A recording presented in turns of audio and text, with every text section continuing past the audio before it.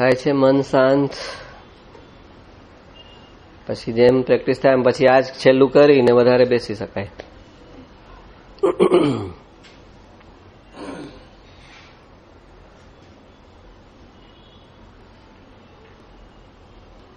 કરવાનું છેલ્લે આ છે,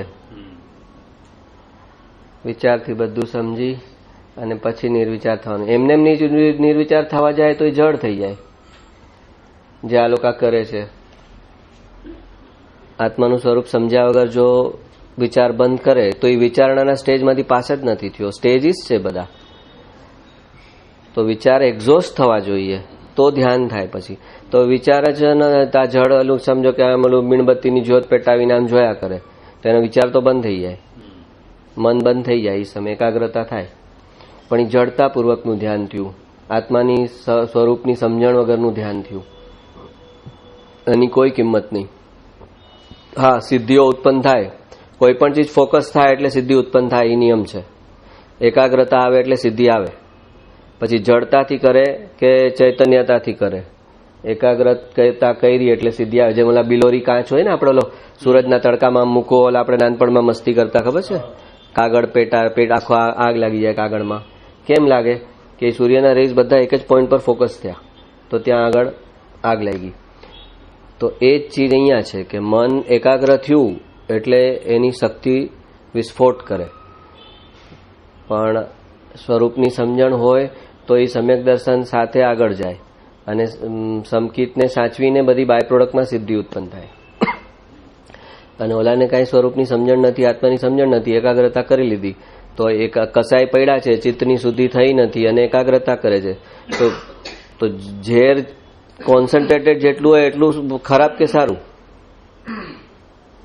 ઝેર તો ડાયલ્યુટ સારું ને, કે આપણે કઈક આ ડાયલ્યુટ, આ દૂધ પતલું ન સારું, અથવા આમાં પાણી નાખ્યું, ભાઈ આ દૂધ તો સાવ ડાયલ્યુટ છે, તો કે ભાઈ દૂધ કોન્સન્ટ્રેટેડ હોવું જોઈએ. પણ ઝેર કોન્સન્ટ્રેટેડ થાય તો શું થાય? એ વધારે ઝેરી થઈ ગયું, ખતરનાક થઈ ગયું. એમ અંદર આખું કસાઈ એને પડ્યા છે, મિથ્યાત્વ પડ્યું છે ને એને એકાગ્રતા કરી તો એનું કોન્સન્ટ્રેશન થયું. તો એ શેમાં થયું? મિથ્યાત્વ એનું કોન્સન્ટ્રેટેડ થઈ ગયું, કસાઈ કોન્સન્ટ્રેટેડ થઈ ગયા. હવે એ એક કસાઈ કરશે તો એટલી તીવ્રતાવાળો થશે કારણ કે એની એકાગ્રતા ફૂલ છે.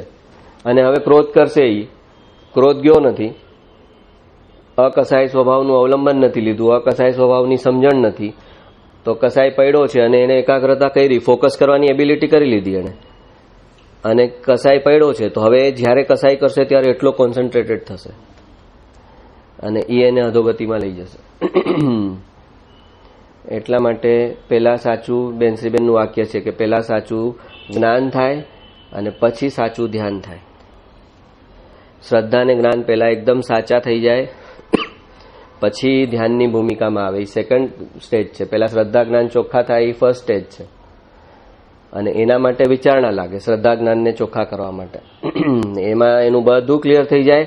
હવે એને કાંઈ સંશય બચ્યો નથી, સ્વરૂપ સંબંધિત, મોક્ષના માર્ગ સંબંધિત કોઈ ડાઉટ નથી. હવે ચાલવાનું બાકી રહ્યું. આખો મેપ મારી પાસે છે, મારી જે જર્ની છે એનો આખો મેપ મારી પાસે છે. શ્રદ્ધા જ્ઞાન કમ્પ્લીટ ચોખ્ખા થઈ ગયા છે. પોતે મોક્ષ માર્ગમાં ક્યારે આગળ વધે છે ને ક્યારે પાછળ હટવાનું થાય છે એને બધું ખબર પડે છે. હવે મને ક્યારે કર્મથી છૂટું છું, ક્યારે બંધાવું છું, એને પોતાની દરેક સ્થિતિ હર સમયે ખબર પડવા લાગે છે. પછી ધ્યાનની ભૂમિકા આવે છે.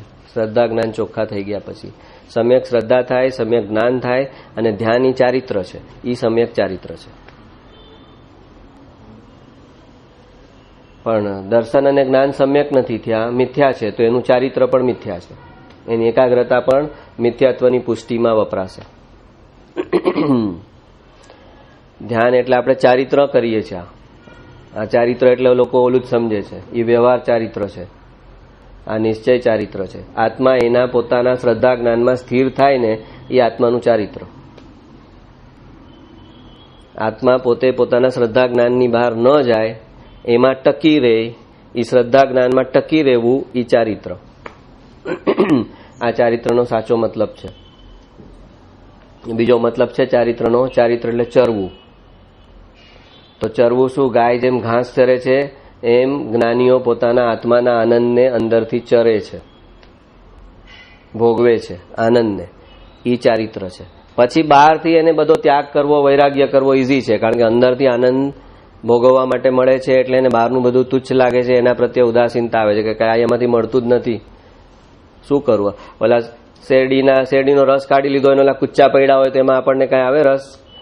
શેરડીનો ગ્લાસ ભરેલો છે, હવે કુચ્ચા નીકળી ગયા છે, તેમાં શું કરવાનું છે હવે કે મારે કાંઈ કામનું નથી આ? એમ એને સંસારની બધા સંયોગ, પુણ્યથી મળેલા બધા સંયોગ ઓલા શેરડીના રસ નીકળી ગયેલા કુચ્ચા જેવા લાગે છે કે આને હવે શેના માટે ખાઉં? હું મને અંદરથી મારો આત્માનો આનંદ મળી રહ્યો છે, રસ અંદરથી મળી રહ્યો છે, તો હવે આને શું કરું? ત્યારે પછી સાચો ત્યાગ અને વૈરાગ્ય આવે છે. શેરડીનો રસ કાઢ્યા પછી આપણે ઓલા કુચ્ચા ફેંકીએ, ત્યાગ કર્યો કહેવાય? વ્યવહારમાં કહેવાય, ફેંકવું એટલે ત્યાગ કર્યો કહેવાય, પણ ખરેખરી ત્યાગ છે? કામનું જ નથી હવે એ, એટલે ફેંકી દીધું. પણ અજ્ઞાની એ કામનું છે, એમાં એને રસ છે હવે, અને છતાં ફેંકે છે, એટલે એને ત્યાગનો અહંકાર થાય છે. એને એમ છે કે હજી એમ તો થોડો આમાં રસ છે, અને હજી પીલીશ તો થોડો રસ નીકળશે, પછી ફેંકે છે પાછો, તો એટલે એને ત્યાગનો અહંકાર થાય. એમ સંસારમાં રસ બચેલો છે અને છોડે છે, એટલે એને ત્યાગનો અહંકાર થાય છે. જ્ઞાનીઓને ત્યાગનો અહંકાર થતો નથી, કારણ કે એને પેલા રસ સૂકવી નાખ્યો. ત્યાગની પેલી ભૂમિકામાં રસ સુકાય તો સાચો ત્યાગ આવે. રસ સુકાવે નહીં અને ત્યાગ કરે વસ્તુનો તો શું થાય? એનું અંદર દમન થાય, સપ્રેશન થાય એની ઈચ્છાનું, અને એ ભવિષ્યમાં ફાટે. ત્યાગ કરે છે એટલે પાછું પુણ્ય બને, છોડ્યું એટલે. અહીં પુણ્યના ફળમાં એ જે છોડ્યું છે એનાથી અનેક ગણું એને મળશે. એક અઠ્ઠાઈની સામે એને 56 ભોગ મળશે સામે, કારણ કે એને ન ખાવું એમ રોક્યું છે, તો એ રોક્યું છે એટલે આગળ ઉપર એનાથી વધારે મળશે. ત્યારે પછી એમાં ટકી સ્થિર નહીં રહી શકે, એ છકી જશે. એટલે ધ્યાન ચારિત્ર છે, આપણે શ્રદ્ધા જ્ઞાન સત્સંગમાં ચોખ્ખા કરીએ છીએ, અને પછી એમાં ધ્યાનને એટલે છેલ્લે આપણે ઉમેર્યું કે હવે શ્રદ્ધા જ્ઞાન ચોખ્ખા થયા તો કરવાનું શું? શ્રદ્ધા જ્ઞાન ચોખ્ખાથી છેલ્લે તો ધ્યાન કરવાનું છે, એટલે એ ધ્યાન છે. પણ એના માટે આખું સ્ટેજ બનવું જોઈએ. એમને એમ ધ્યાન, આટલા બધા ધ્યાન ચાલે છે દુનિયામાં. ટેકનિક, આ ટેકનિક, ઓલી ટેકનિક, પેલી ટેકનિક, કોઈ ટેકનિકથી આત્માનું કનેક્શન થઈ શકતું નથી. જો ટેકનિક હોત તો આ બધા જ્ઞાનીઓ એટલા કરુણાવાળા હતા કે ટેકનિકને પ્રોસિજર લખી દેત એક પેપરમાં કે આમ ફોલો કરજે એટલે આત્માનું સીધું કનેક્શન થશે, ધ્યાન લાગી જશે. એ છે જ નહીં તો કેવી રીતે આપે? ટેકનિકના પાંજરામાં પુરાઈ જાય એવો આત્મા છે નહીં, કારણ કે એ ચૈતન્ય છે. કેવી રીતે એને તમે ટેકનિક કરી? ટેકનિક કોણ બનાવે છે? મન ટેકનિક બનાવે છે. તો મનની કોઈ પણ ચીજ છે એ મર્યાદિત છે, એ આત્માને કેચ ન કરી શકે. મન પોતે ઉધાર લે છે આત્મા પાસેથી જ્ઞાનનો પ્રકાશ. મન એ આત્માની રિફ્લેક્ટેડ લાઇટ છે, બુદ્ધિ જે છે એ આત્માની રિફ્લેક્ટેડ લાઇટ છે. એ કર્મના ફિલ્ટરમાંથી પાસ થાય છે. આપણી બુદ્ધિ જે ચાલે છે એ શું છે? આપણા કર્મ છે, એમાં એ કર્મના ફિલ્ટરમાંથી પાસ થાય છે આપણું જ્ઞાન, એટલે એ બુદ્ધિ થઈ જાય છે. કર્મ વચ્ચે એને એ પ્રમાણે આપણા ડિસિઝન ચેન્જ થઈ જાય, આમ કરવું અથવા ન કરવું. એ જે આપણી બુદ્ધિ કામ કરે છે એમાં કર્મ વચ્ચે આવે છે અને એને ડાયવર્ટ કરે છે. પણ એ છે તો આત્માનો પ્રકાશ, પણ એ વચ્ચે કર્મનું આવરણ છે, એમાંથી પાસ થઈ અને એ બુદ્ધિ બની છે. એટલે આપણું પુણ્યનું આ ઓલું હોય કરંટ, ત્યારે આપણી બુદ્ધિથી આપણને ફાયદો થાય છે, અને જ્યારે પાપ ઉદયમાં હોય ત્યારે એ બુદ્ધિ એમાંથી પસાર થાય ત્યારે આપણું ડિસિઝન રોંગ થાય છે. એટલે કહે છે કે જે તારી બુદ્ધિને તું તારી ગણે છે તારી બુદ્ધિ છે જ નહીં, તારા કર્મને આધીન તારી બુદ્ધિ ચાલી રહી છે. ઓલો કોઈ ટ્રેનમાં બેસે નહીં, ટ્રેનનું એક્સિડન્ટ થવાનું હોય તો ઓલી ન ટિકિટ મળતી હોય તો દોડાદોડી કરીને લે, ઓલાને એક્સ્ટ્રા આપીને લે કે આમાં જ જવું છે, આમાં જ જવું છે. ને પછી એનો એક્સિડન્ટ, એ ટ્રેનનો એક્સિડન્ટ થાય, ફ્લાઇટ ક્રેશ થાય, તો એ ક્યાંથી આવી છે એને બુદ્ધિ? તો એનું કર્મ એને એ બુદ્ધિ પ્રમાણે દોરે છે. અને છેલ્લી ઘડીએ કોઈ કેન્સલ કરે કે નથી જવું, જવા દે ને, અને એ બચી જાય. એટલે મનુષ્યની જે બુદ્ધિ ચાલે છે, જેને એ મારી ગણે છે, એ કર્મને આધીન છે. એટલે કહે છે કે એ બુદ્ધિને તારી નહીં ગણ. જ્ઞાન તારું છે, એ કર્મને આધીન નથી. એ જે શુદ્ધ જ્ઞાન છે એનું અવલંબન લે, પણ આ બુદ્ધિનું અવલંબન નહીં લે. એ જેવા કર્મ બદલાશે ને પુણ્ય પાપના હિસાબ બદલાશે તો તારી બુદ્ધિના બધા ડિસિઝન રોંગ થઈ જશે.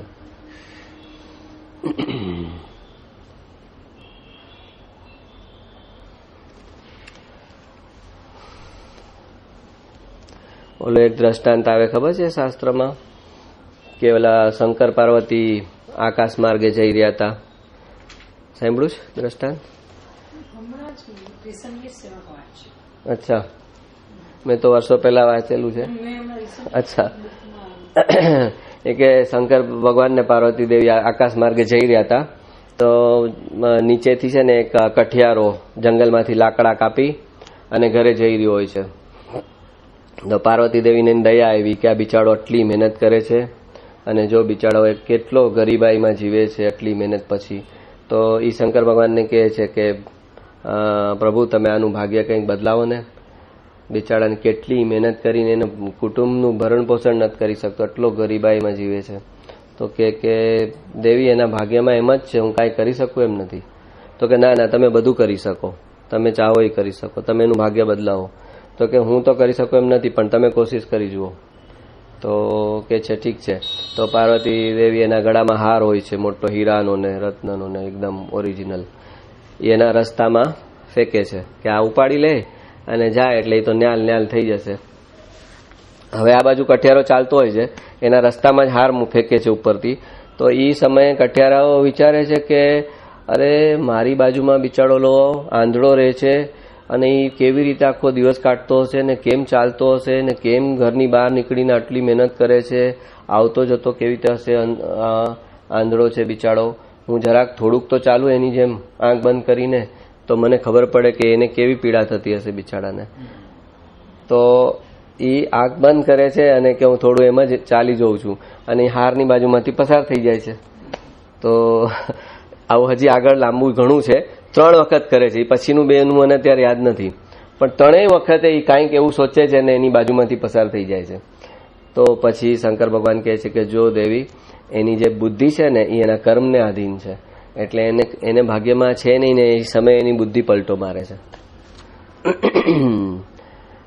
એટલે આ તો એક રૂપક છે, એક દ્રષ્ટાંત છે, પણ સમજવાનું એ છે કે એ જે બુદ્ધિ છે ને આપણે આપણી ગણીએ છીએ એ આપણા સારા ખરાબ કર્મોને આધીન આપણા નિર્ણયો આવે છે અને એમાં આપણું એકત્વ ન હોવું જોઈએ. આપણું ડિસિઝન રાઈટ ગયું તો પણ એ પુણ્યને કારણે ગયું છે, એ ભૂલવું નહીં. મારી સ્માર્ટનેસ ને મારી બુદ્ધિ ગણવી નહીં. જે પોતાની સ્માર્ટનેસને પકડે એને જ્ઞાન ઉત્પન્ન થાય નહીં, કારણ કે એ જે બુદ્ધિ છે એમાં મારાપણું કરે છે, જે કર્મને આધીન છે, જે પુણ્યને આધીન છે એની બુદ્ધિ. તો સ્માર્ટનેસ જેવી કોઈ ચીજ છે નહીં અહીંયા. સ્માર્ટનેસ છે આત્માના જ્ઞાનમાં સ્થિર થાય એ સ્માર્ટનેસ છે, બાકી કોઈ સ્માર્ટનેસ નથી. તો જેવો પુણ્યનો કરંટ બદલાશે તો આપણા નિર્ણયો બધા ખોટા થઈ જશે અને ઓલું માટી હાથમાં લેશે અને સોનું થઈ જશે પુણ્યનો કરંટ હશે તો, અને પુણ્યનો કરંટ બંધ તો સોનું હશે એ માટી થઈ જશે. તો એ બુદ્ધિ પરથી એનું એકત્વ તૂટવું જોઈએ, નહીંતર એનું અહંકાર ને કરતા પણ જાય જ નહીં. બુદ્ધિનો જે બુદ્ધુ બને ને એ જ જ્ઞાની થઈ શકે. બુદ્ધિનું રિટાયરમેન્ટ આપી દે કે આપને મારી પાસે બુદ્ધિ છે જ નહીં. દાદા ભગવાન કહેતા અમારામાં બુદ્ધિનો છાંટોય નથી, અમે તો હાવ અબુદ્ધ છીએ, બુદ્ધિ જ નથી. એ કે બુદ્ધિ એટલે એનું કાર્ય હંમેશા પોતાનો પ્રોફિટ ને લોસ દેખાડવાનું. આમ કરીશ તો લોસ છે, ઓમ કરીશ તો પ્રોફિટ છે, આની પાસેથી લોસ છે, ઓલા પાસેથી પ્રોફિટ છે. આ બુદ્ધિનું કાર્ય.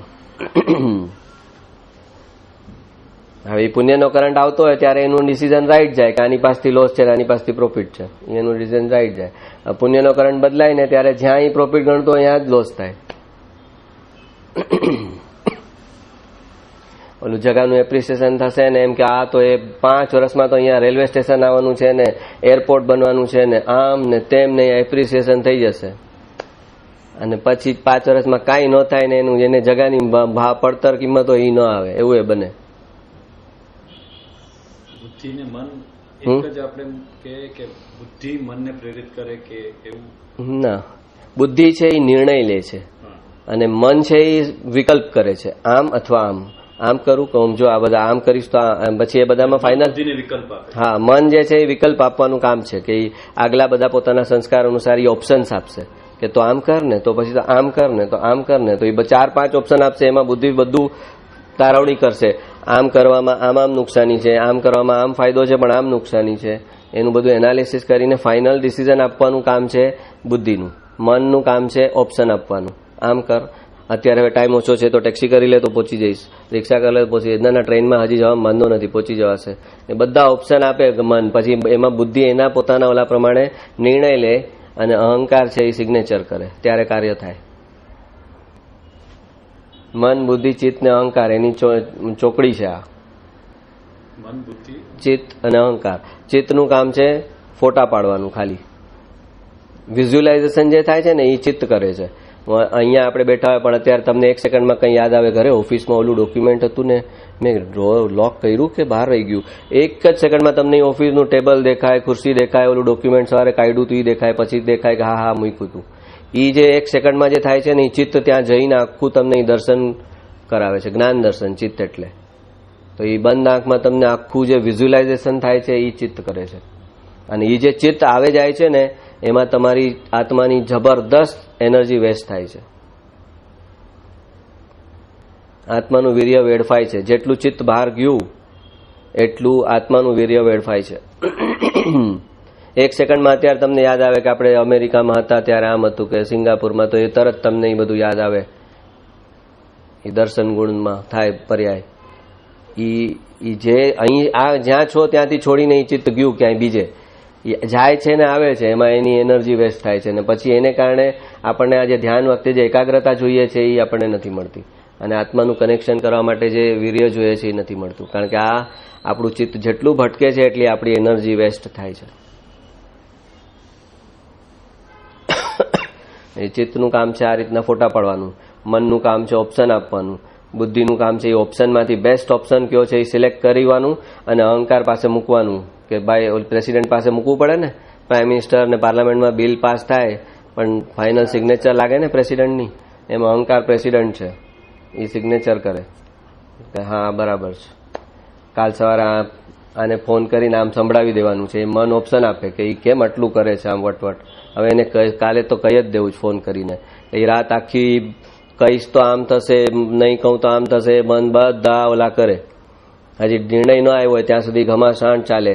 કહું કે હજી ઉભો રહું, હજી પેમેન્ટ થોડું એની પાસે બાકી છે, 2 મહિના પછી પેમેન્ટ નીકળી જવા દે પછી કહીશ, એમ બધા ઓપ્શન આપે. ના ના હવે છેલ્લા લાખ બચ્યો છે, ન આવે તો કાંઈ નહીં, પણ એને સંભળાવી તો દેવું જ છે. મન બધા ઓપ્શન આપે, પછી બુદ્ધિ એનું બધું તારવણી કરે અને પછી એ એમાં નિર્ણય લે ને અહંકાર પર મૂકે કે બોલ આ નિર્ણય લીધો છે. તો અહંકાર તો ભળેલો જ છે બુદ્ધિમાં, એ તો કે તે જે લીધો એ બરાબર જ નિર્ણય લીધો હોય, એ સિગ્નેચર કરે પછી ડિસિઝન એક્ઝિક્યુટ થાય.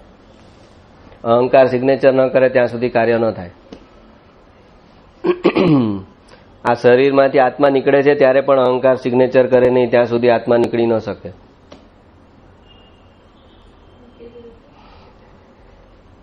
જેવું કહે ને કે જયારે કહે ને માણસ કે ભગવાન હવે બસ હવે થાકી ગયો લઈ લે, એટલે એ સિગ્નેચર કરી. એટલે એક ક્ષણ એવો છેલ્લે આવતો હશે કે જે હા મનથી એ પોતે અંદરથી કેમ બહુ બીમાર હોય આ હોય તો એ માણસો એમ ન કે બસ હવે ભગવાન લઈ લે મને, બહુ થઈ ગયું, હવે નથી જીવવું.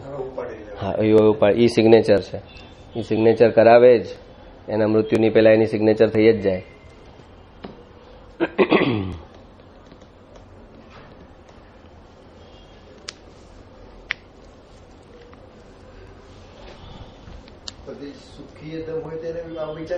હે આવે છેલ્લી ઘડીએ તો જયારે છૂટું ને એને પીડા થવા લાગે ને ત્યારે એની સિગ્નેચર છેલ્લે થઈ જાય કે બસ થઈ ગયું હવે. કારણ કે બુઢાપો આવ્યો હોય, સુખી હોય તો એનું શરીર તો ગળ્યું હોય ને, એ જે ભોગ ભોગવતો હોય જવાનીમાં એ થોડી બુઢાપામાં ભોગવી શકે. તો છેલ્લે એવો ભાવ આવે જ કે હવે બધું પાછું નવેસરથી નવું જોઈએ છે, આ બહુ થઈ ગયું, આ મકાન જર્જરિત થઈ ગયું, હવે નવું મકાન જોઈએ છે. ધીરુભાઈ અંબાણી ગમે એટલા સુખી હોય તો સિગ્નેચર ન કરે છેલ્લે? પેરાલિસિસ થાય, આ થાય તે થાય તો છેલ્લે સિગ્નેચર થઈ જ જાય કે બહુ થઈ ગયું આ શરીરમાં, હવે જોઈએ જ નવું.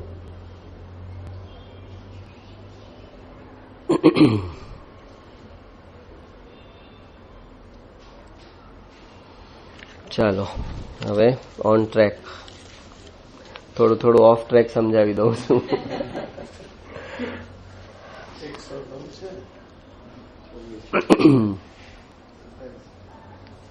ચિત્ત ફોટા પાડે યાદ રાખવાનું, જયારે જયારે ફોટા પડે ત્યારે ચિત્ત ત્યાં ગયું છે અને ગયું છે એની તમારે પ્રાઇસ પે કરવી પડે છે.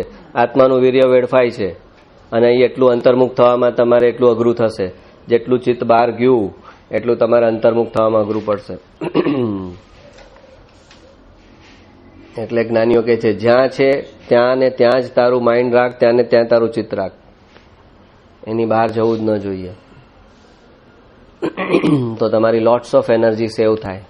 એટલે કે આ ક્ષણમાં જ રહે, તું આ ક્ષણમાં જ રહે, આ ક્ષણની બહાર નહીં જા, જ્યાં છો ત્યાં રહે, ઇન ધ મુમેન્ટ.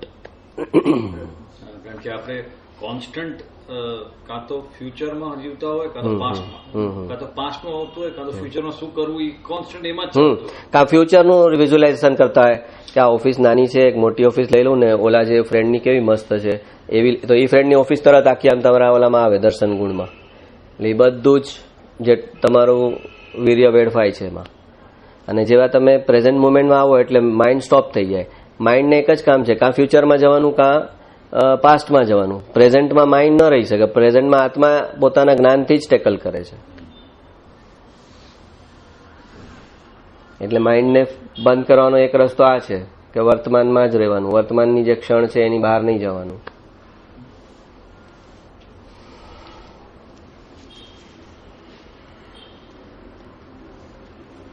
ક્યાંથી છે? રિવાઇઝ કરવાની છે ને? નવી લઈએ 127 થી સ્ટાર્ટ થશે.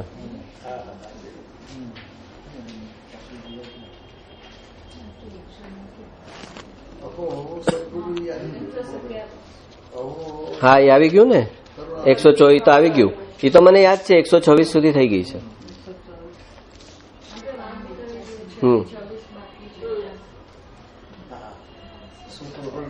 હા 127 થી ને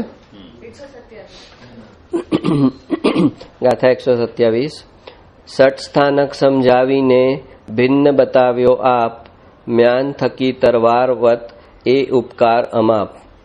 હવે શિષ્ય જે બધું પાયમો એનું હવે થોડું એક્સપ્રેસ કરે છે કે શું પાયમો, એનું શું એને ફાયદો થયો છે, કેવો થયો છે ફાયદો.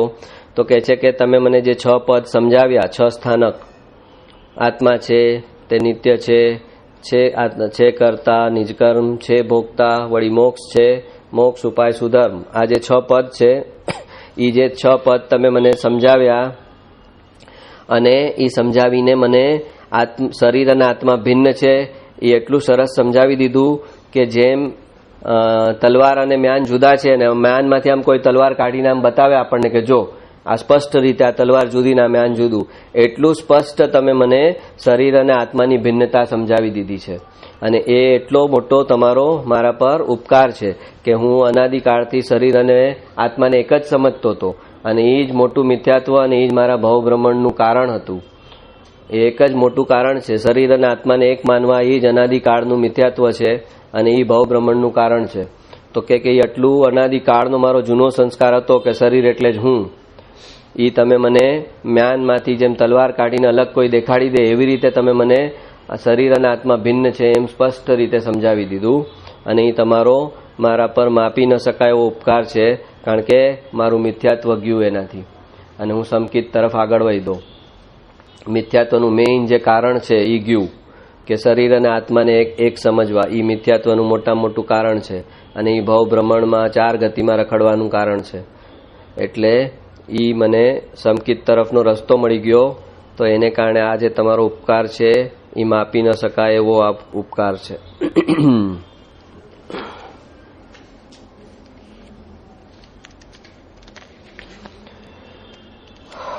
ગાથા 128. દર્શન સટે સમાય છે આ સટ સ્થાનક માહી, વિચારતા વિસ્તારથી સંશય રહે ન કાંઈ. હવે ગુરુ કહે છે કે જે 6 દર્શન છે એ 6 દર્શનનો સાર આ 6 પદમાં ને 6 સ્થાનકમાં આવી જાય છે. આપણે કીધું ને કે અમુક લોકો કરતા માને છે તો ભોગતા નથી માનતા, વળી આત્માને નિત્ય માને છે તો અનિત્ય નથી માનતા, કોઈક અનિત્ય માને છે તો નિત્યતા નથી માનતા, કોઈ કર્તાપણું માને તો ભોગતાપણું ન માને. એમ 6 દર્શન અમુક એક અપેક્ષામાં સાચા છે, પણ સર્વાંગે 6 પદ નથી સ્વીકાર્યા. તો એ 6 દર્શનનો જે સાર છે અપેક્ષાએ એક એંગલથી એ આ 6 પદમાં આવી જાય છે. વિચારતા વિસ્તારથી સંશય રહીને કાંઈ નહીં. 6 પદનો જ્યારે સર્વાંગે એનો પર વિચારણા કરે છે તો પછી એને આત્મા સંબંધિત કે મોક્ષના માર્ગ સંબંધિત કાંઈ પણ શંકા રહી શકશે નહીં. એટલું ક્લેરિટીથી એ 6 પદમાં 6 દર્શનનો સાર આવી જાય છે.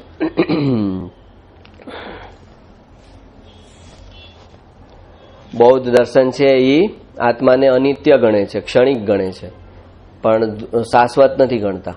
આત્મા અનિત્ય છે, હર ક્ષણ નવો ઉત્પન્ન થાય છે, પણ ધ્રુવ છે, શાશ્વત છે એમ નથી સમજતા. એટલે કે એ પર્યાયને માને છે પણ દ્રવ્યને નથી માનતા. પર્યાય ક્ષણિક છે. જૈન દર્શન કહે છે આત્મા ક્ષણિક છે, પણ એની પર્યાય ક્ષણિક છે. આત્મા જે એનો જે દ્રવ્ય ગુણ છે એ ક્ષણિક નથી. દ્રવ્ય ગુણ તો સ્થિર છે, ધ્રુવ છે, શાશ્વત છે, એ બદલાતા જ નથી.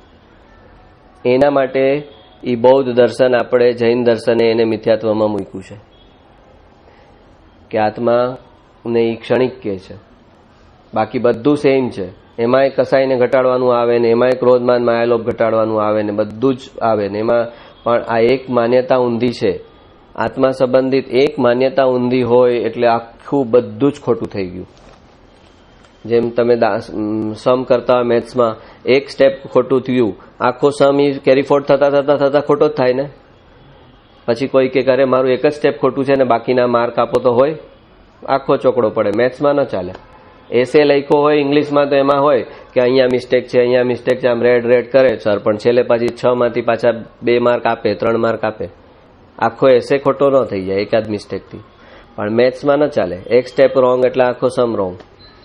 એમ જ્યાં શ્રદ્ધા વાત છે, શ્રદ્ધાને જ્ઞાન જ્યાં વાત છે, ત્યાં આટલું પણ એક સ્ટેપ પણ રોંગ ન ચાલે. ચારિત્રમાં રોંગ ચાલે, શ્રદ્ધા જ્ઞાનમાં રોંગ ન ચાલે. અને આખું દર્શન જ એમ કે આત્મા ક્ષણિક છે અને એની શાશ્વતતાને સ્વીકારે જ નહીં, ધ્રુવને સ્વીકારે જ નહીં, તો એ જેટલું કરે એ બધું જ ખોટું થાય. એ ધ્યાનની બધી ટેકનિકો બનાવે એ બધી ખોટી થઈ જાય. શ્રદ્ધા જ્ઞાન જ ચોખ્ખા નથી. તો ધ્યાન એનું કોનું કરશે? જેનું ધ્યાન કરવાનો છે એ જે પદાર્થનું, સ્વરૂપનું, એ સ્વરૂપના નિર્ણયમાં જ મિસ્ટેક છે એની, તો એ ધ્યાન ક્યાંથી કરશે? પણ અહીંયા એટલે એ 6 દર્શનને 6 પદ દ્વારા લઈ લીધા છે. એના દ્વારા શિષ્યને શંકા કરાવી, એનું સમાધાન કરાવ્યું, અને એ 6 દર્શનનો સાર આખો કોઓર્ડિનેશન કરી, સમન્વય કરી અને સર્વાંગે એની સમજણ અહીંયા મૂકી દીધી છે કે એ જેને સમજાઈ જશે એને પછી આત્મા સંબંધિત, મોક્ષના માર્ગ સંબંધિત જરા જેટલો ડાઉટ નહીં રહી કે મારે હવે કેવી રીતે ચાલવાનું છે, આત્મા શું છે, મોક્ષનો રસ્તો શું છે, કોઈ ડાઉટ નહીં રહે. ધ્રુવ એટલે સ્થિર. દ્રવ્ય, ગુણ અને પર્યાય. આત્માને 3 પાર્ટમાં ડિવાઈડ કરે છે ભગવાન. એક દ્રવ્ય છે, એક ગુણ છે અને એક પર્યાય છે. આખું વસ્તુ બોલવી હોય તો આત્મા કહેવાય, પણ એને ડિટેલમાં સમજાવવું હોય તો કે દ્રવ્ય છે. દ્રવ્ય એટલે એનું મટીરિયલ, ફેબ્રિક કહીએ ને આપણે, આ ફેબ્રિક છે. તો એમ આત્મા સમથિંગ છે, અરૂપી છે પણ છે, એનું ફેબ્રિક છે. એ કંઈક છે, કંઈક જગા રોકે છે અને એના પ્રદેશ છે, અસંખ્ય પ્રદેશી છે. તો એ વસ્તુ કંઈક છે તો ખરી ને, આપણને નથી દેખાતી પણ કેવળ જ્ઞાનમાં તો દેખાય છે. એ વસ્તુ છે આખી. તો એ જે ચીજ છે એ દ્રવ્ય છે, અને એ છે ને એના જે ગુણો છે, જ્ઞાન, દર્શન, સુખ, વીર્ય, આ બધા એના ગુણો છે. એ દ્રવ્ય અને ગુણ સ્થિર છે, એ બદલાતા નથી. પણ એની અવસ્થા છે હર સમયની, એ બદલાતી જાય છે.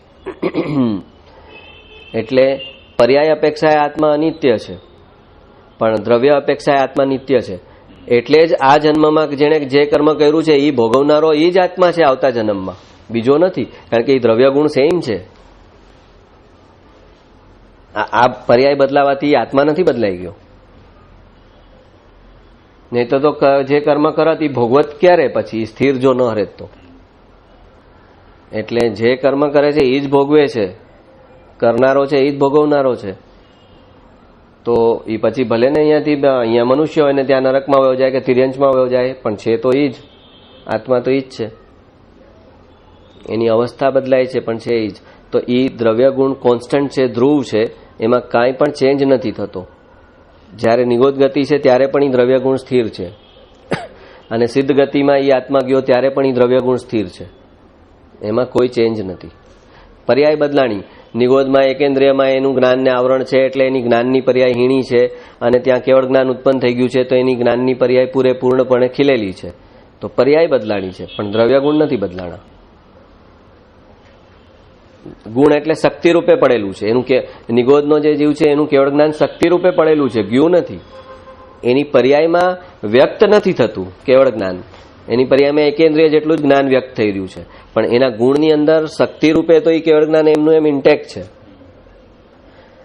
અને સિદ્ધ ભગવાનને એ જે દ્રવ્ય ગુણમાં હતું એ પર્યાયમાં પણ આવી ગયું, વ્યક્ત થઈ ગયું. દ્રવ્ય ગુણ રૂપે જે દ્રવ્ય ગુણની અંદર જે કેવળ જ્ઞાન હતું શક્તિ રૂપે હતું એ ત્યાં અભિવ્યક્તિ બી થઈ ગઈ. અને નિગોદના જીવને અભિવ્યક્તિ નથી થઈ, પણ દ્રવ્ય ગુણ એનો મતલબ એમ નથી કે એનું અંદરનું જે ગુણ છે એ ખરાબ થઈ ગયું. ગુણ ખરાબ થઈ જાય તો પછી તો ક્યારેય પર્યાય આવી જ ન શકત. એને કેવળ જ્ઞાનની પર્યાય નિગોદના જીવને આવી જ ન શકે. તો પછી જો ગુણ ખરાબ થઈ જાય તો ગુણ અંદર ખરાબ નથી થયો, ગુણને આવરણ આવ્યું છે એટલે એ વ્યક્ત નથી થઈ શકતો. જેમ સૂરજ છે એને આવરણ આવે આગળ વાદળાનું, તો સૂરજ ખરાબ થઈ ગયો? સૂરજ ખરાબ થઈ ગયો તો કે એક અપેક્ષાએ થયો, કારણ કે એનો પ્રકાશ નથી આવતો. પ્રકાશ વાદળામાંથી પસાર થઈને એટલો ઝાંખો આવે છે, તો એક અર્થમાં આપણા માટે થયો. તો વ્યવહાર નહીં એમ કહેશે કે હા સૂરજ ખરાબ થયો ને, જો એનો પ્રકાશ ક્યાં પડે છે બરાબર. અને નિશ્ચય નહીં કહેશે કે એ તો વાદળું છે વચ્ચે, એટલે સૂર્ય તો એવો ને એવો જ છે. સૂર્ય તો એવો ને એવો જ છે, એમાં કાંઈ ચેન્જ થયો જ નથી. સેમ ચીજ અહીંયા વાદળું છે ને એ અહીંયા કર્મનું વાદળું છે, કર્મનું આવરણ છે. તો આત્મા સૂર્યના આત્માનો જે જ્ઞાન પ્રકાશ છે એ તો એમ જ છે. વચ્ચે કર્મનું વાદળ આવી ગયું છે, એને કારણે એ પર્યાયમાં એ પ્રકાશ વ્યક્ત નથી થતો. પણ નિશ્ચય અપેક્ષા એ કંઈ આત્માના જ્ઞાન પ્રકાશમાં કંઈ ઉણપ કે ખામી થઈ નથી ગઈ.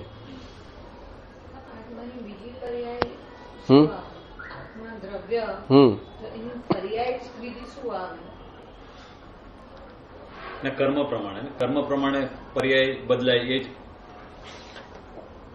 દરેક ગુણની હર સમયની પર્યાય થાય છે. જ્ઞાન ગુણ છે. હા, હવે હું અત્યારે તમારી સામે જોઉં છું ને તો મારા જ્ઞાન ગુણનું જ્ઞેય તમે છો અત્યારે, તો એ મારા જ્ઞાન ગુણની પર્યાય થઈ. હું તમને જોઉં છું ને અત્યારે તો એ દર્શન ગુણની પર્યાય થઈ. ગુણ પડ્યો છે પણ એ ગુણે કાર્ય અત્યારે શું કર્યું તમને જોવાનું. પછી હું એમની સામે જોઉં છું તો મારો દર્શન ગુણ હવે અત્યારે એમને જુએ છે, તો મારા દર્શન ગુણની પર્યાયમાં એમનું પ્રતિબિંબ પડ્યું. તો એ ગુણની પર્યાય બદલાણી. ગુણ ઈ જ છે. શ્રદ્ધા ગુણ છે તો મિથ્યાત્વ દશામાં એ શરીરને મારું ગણે છે. હર સમયે શ્રદ્ધા ગુણ આ શરીર મારું એમ કરે છે અંદર. એ શ્રદ્ધા ગુણની પર્યાય થઈ રહી છે મિથ્યાત્વમાં. એવરી મુમેન્ટ એ શ્રદ્ધા ગુણ, કારણ કે પર્યાય એક જ સમયની હોય, બીજા સમયે ટકી ન શકે પર્યાય. બીજા સમયે નવી પર્યાય થવી જ પડે. હરેક ગુણની પર્યાય એક જ સમય ટકે, બીજા સમયે ઈની પર્યાય થાય પણ નવી થવી પડે. પર્યાય ઈની સેમ થઈ શકે પણ સેમ છે છતાં સેમ નથી. તો તમે એને રોકીને તમે સમજણ ફેર કરીને પર્યાયને તો જ મિથ્યાત્વમાંથી નહીં તો સંકિત થઈ જ ન શકે. એ જ ચાલુ રહે. તો એટલે કહે છે જ્ઞાનીઓ કે તારો સંસાર મિથ્યાત્વને કારણે છે ને એ મિથ્યાત્વ તો એક જ સમયનું છે. એને તું અનાદિકાળથી રિન્યુ કરે છે. એવરી મુમેન્ટ, હર સમયે તું રિન્યુ કરે છે મિથ્યાત્વને, અને તારે ચોઈસ છે ન રિન્યુ કરવાનો. અને એ ચોઈસને જ્ઞાનીઓ વાપરે છે અને એ મિથ્યાત્વ અનાદિકાળને કહે છે બસ હવે મારે રિન્યુ નથી કરવું. એ જ સમય સમ્યક દર્શન થાય છે.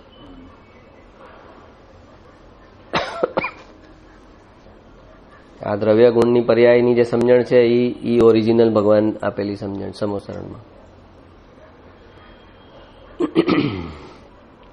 3 શબ્દ બોલે મેં કીધું ને, ભગવાન સ્ટાર્ટ કરે સ્પીચ ત્યારે. ઉપનેવા, વિઘ્નેવા અને ધુવેવા. ઉપનેવા એટલે ઉત્પાદ, ઉત્પન્ન થવું. વિઘ્નેવા એટલે વ્યય થવું. અને ધુવેવા એટલે સ્થિર રહેવું. તો કે આત્માની આ ખાસિયત છે, આમાં બધું આવી ગયું. એની પર્યાય ઉત્પન્ન, જૂની પર્યાય જે છે એ નાશ પામે છે, વ્યય થાય છે. નવી પર્યાય ઉત્પન્ન થાય છે અને આત્મા વસ્તુ રૂપે, દ્રવ્ય રૂપે એમને એમ સ્થિર રહે છે, બદલાતો નથી.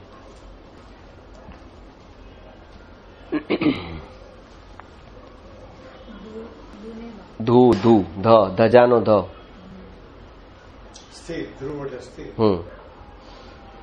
આ જેને જે સમજી લે પર્યાય પરથી દ્રષ્ટિ હટાવે અને દ્રવ્ય ગુણને લક્ષમાં લે એ સમ્યક દર્શનનો રસ્તો. એ જ ટેકનિક, બીજી કોઈ ટેકનિક નથી. કે અત્યારે પર્યાય ગમે એવી હોય, મારા દ્રવ્ય ગુણ તો જેવા સિદ્ધ ભગવાનના છે એવા જ મારા દ્રવ્ય ગુણ છે. પર્યાય અપેક્ષાએ મારામાં ને એમનામાં ભેદ છે, પણ દ્રવ્ય ગુણ અપેક્ષાએ જેવા સિદ્ધ ભગવાન છે એવા નિગોદના જેવું ને એમાં ફરક નથી. તો આપણે તો મનુષ્યમાં છીએ, તો આપણામાં એમાં ક્યાંથી ફરક હોય? નિગોદનો જીવ જે કેન્દ્રિયમાં છે એના દ્રવ્ય ગુણ ને સિદ્ધ ભગવાનના દ્રવ્ય ગુણ સેમ છે. ફરક ખાલી છે પર્યાયનો. તો કે પર્યાયના ફરકને ગૌણ કર, એના પરથી દ્રષ્ટિ હટાવ, કારણ કે એ બદલાતી વસ્તુ છે, એ કાયમ ટકનારી વસ્તુ નથી. પર્યાયમાં જે એકેન્દ્રિયપણું છે એ તો ટળી જવાનું છે, એ કાયમ રહેવાનું નથી. તારી અંદર જે દ્રવ્ય ગુણ છે એને તું પૂરેપૂરું, એની અંદર કેવળ જ્ઞાન પડેલું છે, એ કેવળ જ્ઞાનને તું વ્યક્ત કરી શકે છે તારી પર્યાયમાં. તો એનું લક્ષ કર. તો પર્યાય દિવસે દિવસે દિવસે દિવસે જેટલું પર્યાય જેટલું દ્રવ્ય ગુણનું લક્ષ કરે એટલી પર્યાય ઓર વધારે દિવસે દિવસે સુધરતી જાય, નિર્મળ થતી જાય. એના કર્મો, જ્ઞાનાવર્ણ્ય કર્મને કારણે જે જ્ઞાન હીણું છે અત્યારે, એ ક્રમે ક્રમે ક્રમે ક્રમે સુધરતું સુધરતું સુધરતું સુધી પૂર્ણ જ્ઞાન થાય એટલે સર્વજ્ઞ થઈ અને કેવળ જ્ઞાન થાય. પણ એનું જે પ્રોસિજર છે એ આ છે કે પર્યાયમાં ગમે એ થાય, જ્ઞાન હીણું હોય, મને યાદ નથી રહેતું ને હું વાંચું તો સમજાતું નથી ને કોઈ ચીજને લક્ષમાં ન લે, દ્રવ્ય ગુણ મારા જેવા સિદ્ધ ભગવાનના છે એવા છે, તો પર્યાયમાં પણ એ વ્યક્ત થઈને રહેશે. આટલી શ્રદ્ધા કરે ત્યાં તો હલી જાય એની પર્યાય. જ્ઞાનાવર્ણ્ય કર્મ રહી ન શકે ત્યાં. એણે આ નિર્ણય જ નથી લીધો એટલે કર્મ બધા એને ઘેરીને પડ્યા છે. પર્યાય જેવું દ્રવ્યનું લક્ષ કરે એટલે કર્મને જાવું પડે. કર્મને જાકારો આપ્યો એને કે ચલ તારું કઈ કામ જ નથી, અંદર બધું પડ્યું છે મારો ખજાનો.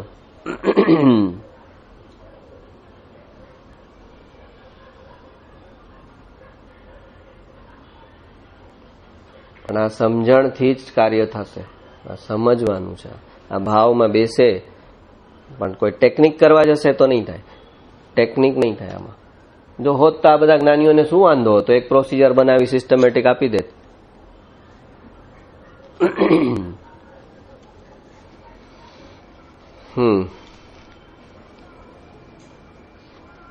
દ્રવ્ય ગુણ પર્યાય બરાબર હવે ક્લિયર થાય છે. એ બેઝ છે, આધ્યાત્મનો બેઝ છે દ્રવ્ય ગુણ પર્યાય. દ્રવ્ય ગુણ બદલાતા નથી એટલે એને ધ્રુવ કહે છે, અને પર્યાય બદલાય છે એટલે એ અનિત્ય છે, અનિત્ય સ્વભાવવાળી છે, ઓલો નિત્ય સ્વભાવવાળો છે દ્રવ્ય ગુણ.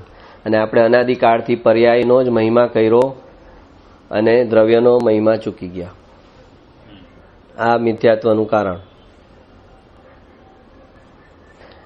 પર્યાય એટલે તમારા ખિસ્સામાં અત્યારે 1000 રૂપિયા છે કે 2000 છે તો તમે 2000 રૂપિયા વાળા થઈ ગયા. 2000 રૂપિયા લઈને તમે બહાર નીકળ્યા ઘરની તો તમે 2000 રૂપિયા વાળા થઈ ગયા. એમ ગણો જ તમે માઇન્ડમાં કે તમારી ટોટલ એસેટ ગણો છો. 2000 રૂપિયા હોવા ખિસ્સામાં 2000 જ છે. તમે કાંઈ પણ પરચેસ કરવું હશે તો 2100 રૂપિયાનું થઈ નથી શકવાનું, 2000 નું જ થશે. અને તમે બહારગામમાં છો, હા, તો તમને 2000 રૂપિયા વાળા ગણો. અરે રે, હું તો ગરીબ થઈ ગયો, 2000 વાળો થઈ ગયો. નહીં, કેમ? ત્યાં કે મારા બેંકમાં આટલા છે, એફડી આટલાની છે, શેરનો પોર્ટફોલિયો આટલાનો છે, પ્રોપર્ટીનું ઇન્વેસ્ટમેન્ટ આટલાનું, બધું ત્યાં માઇન્ડમાં પડ્યું છે અંદર. તો એ તમે પર્યાયને મહિમા નથી કરતા. 2 રૂપિયા ખૂટી જાય તો કોઈને ફોન કરીને કે ભાઈ મોકલ હમણાં, પછી બોમ્બેથી આપું છું તને. બસ એ જ તમારે અહીંયા કરવાનું છે કે તમારી આખી જે તમારા ખીચામાં છે એટલું તમે નથી ગણતા. તો અત્યારે તમારે પર્યાયમાં જ્ઞાન જે વ્યક્ત થાય છે એને તમારે નથી ગણવાનું, એ તો વ્યક્ત થયેલી ચીજ છે. પણ અંદર આખો ખજાનો પડ્યો છે ખોયલા વગરનો. એ ખજાનાનો ભરોસો કરશે તો એ ખજાનો પર્યાયમાં પ્રગટ થશે. જેને પ્રગટ થયો એને એનો ભરોસો કર્યો હતો કે મારું અત્યારે જ્ઞાન કેટલું હીણું હોય પણ સિદ્ધ ભગવાન જેવું જ કેવળ જ્ઞાન મારા દ્રવ્ય ગુણમાં પડેલું છે. આટલો ભરોસો કરવાને કારણે એના જ્ઞાનાવર્ણ્ય કર્મ તૂટ્યા.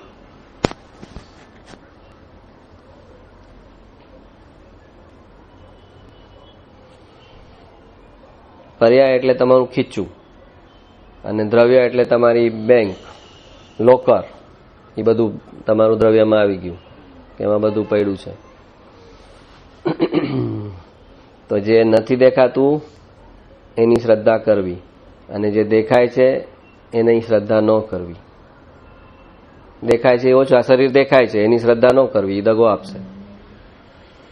મન ને વિચાર ને બુદ્ધિ આપણને અનુભવમાં આવે છે અત્યારે, આપણું આટલું જ જ્ઞાન વ્યક્ત થયેલું, એનો ભરોસો ન કરવો, એને પોતાના ન ગણવા. જે હજી અંદર પડ્યું છે, જે વ્યક્ત નથી થયું, એ મારું છે. એ અંદર જે અવ્યક્ત છે એને ક્લેમ નથી કરતા આપણે, એટલે એ પર્યાયમાં આવતું નથી.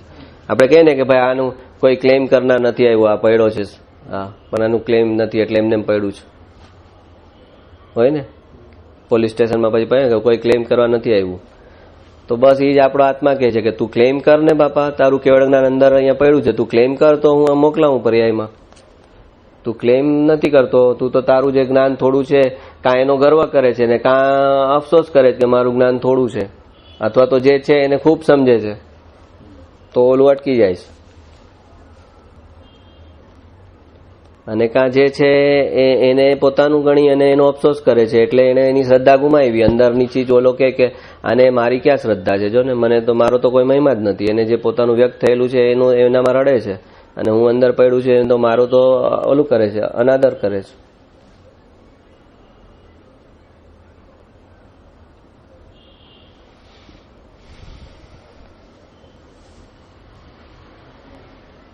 અંતર મુહૂર્તમાં કેવળ જ્ઞાન થઈ શકે એમ કે છે જ્ઞાનીઓ 48 મિનિટ્સમાં. કેવળ જ્ઞાન માટે ખાલી 48 મિનિટ કાફી છે, કેવળ જ્ઞાન માટે.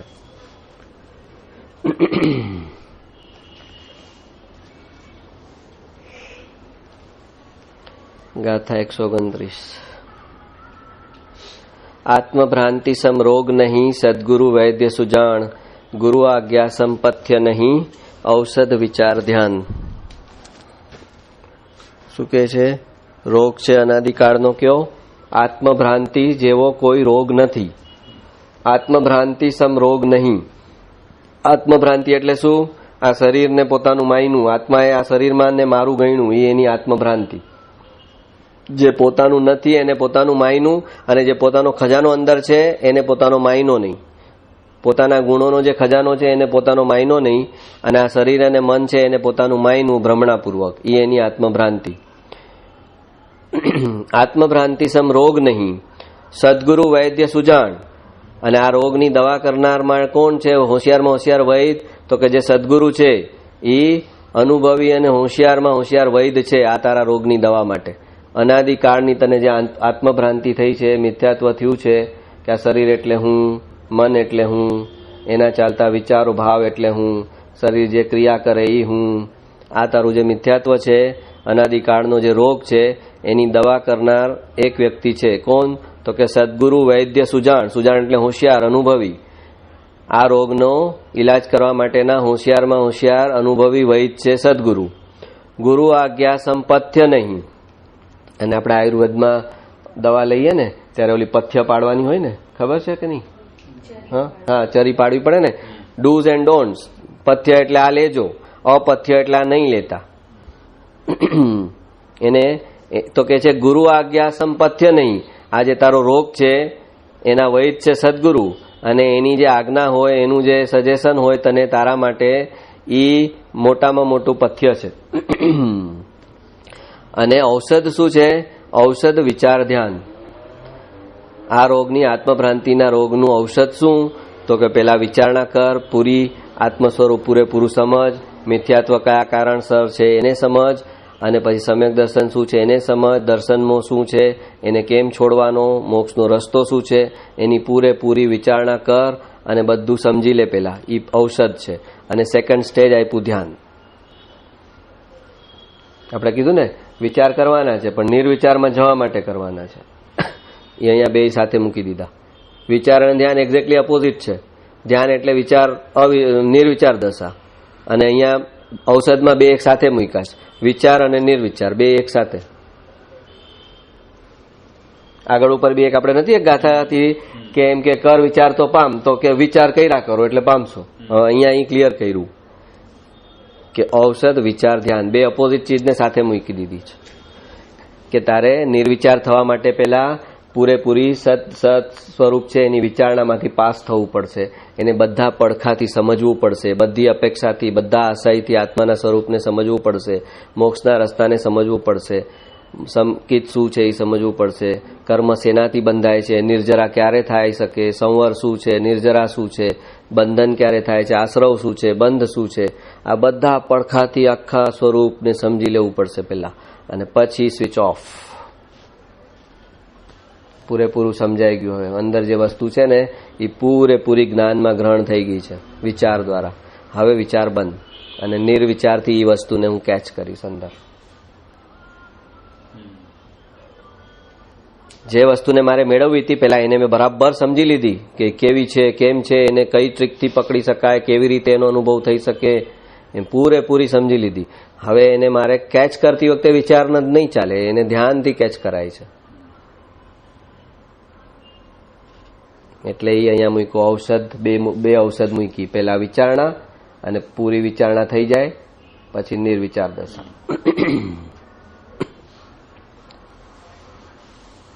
એટલે મિથ્યાત્વનો રોગ છે, આત્મભ્રાંતિનો રોગ છે, શરીરને પોતાનું માને છે, આત્મા શરીરની અંદર મારાપણાની ભ્રાંતિ કરે છે, એનો રોગ છે.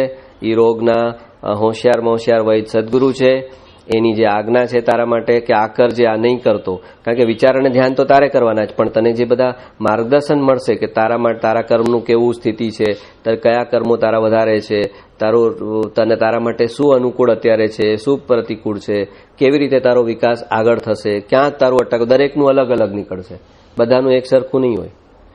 એટલે ત્યાં આગળ લખ્યું ગુરુ આજ્ઞા સંપથ્ય નહીં. અને ઔષધ વિચાર ધ્યાન. દવા તો તારે જ લેવાની છે અને એ છે વિચાર અને ધ્યાન. ગાથા 130. જો ઈચ્છો પરમાર્થ તો કરો સત્ય પુરુષાર્થ, ભવ સ્થિતિ આદિ નામ લઈ છેદો નહીં આત્માર્થ. જો ખરેખર મોક્ષમાં જવું હોય, મોક્ષને ઈચ્છતા હો, પરમાર્થ એટલે પરમ પદાર્થ,